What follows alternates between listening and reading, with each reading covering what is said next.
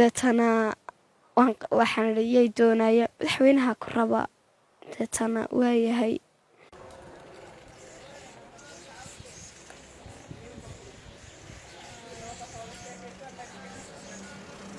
waxa ay ka timid magaalada Burco si ay u soo dhaweyso madaxweyne Biixi oo ka soo laabanaya wadanka Mareykanka waxay qayb ka ahayd boqolaal qof oo Hargeysa madaxweynaha ku soo dhaweynayay sikadiisa ayuu telefishinka Home Cable TV u weydiiyay dareenkeeda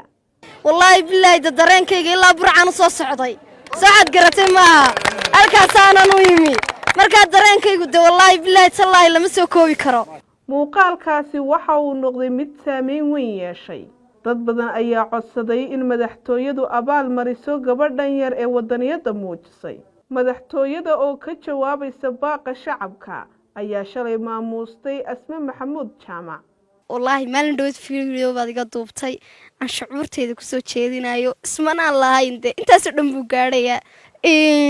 maalinkii galinkii dambe waa la soo wacay markii la soo wacay taleefankayga waan qabtay deetana waxa la igu salaam calaykum calaykum asalaam madaxtooyada laga doonaya deetana uu qaadan waayay xariya namala run maaha namala waa been taleefankii baan dib u eegay mas'uulaay nuuy deetana waxaan riyay doonaya madaxweynaha ku raba deetana waa yahay waan ballantii dib u dhacday 2 cisho dambe dib u dhacday ugu dambeyntii shalay madaxtooyadii haddana dhex istaagay waan soo arkay dadkaygii waan soo arkay dalkaygii inuu soo dhaweynayaan soo dareemay kuwa iga dambeeya iyo kuwa iga horeeya kuwa wax soo baranaya iyo kuwa wax bartayba waxaan leeyahay dalkiina hooyo ku soo dhawaada hadda waxay u laabanaysaa magaalada Burco iyadoo abaalmarin iyo maamuus ku heshay wadaniyad ay muujisay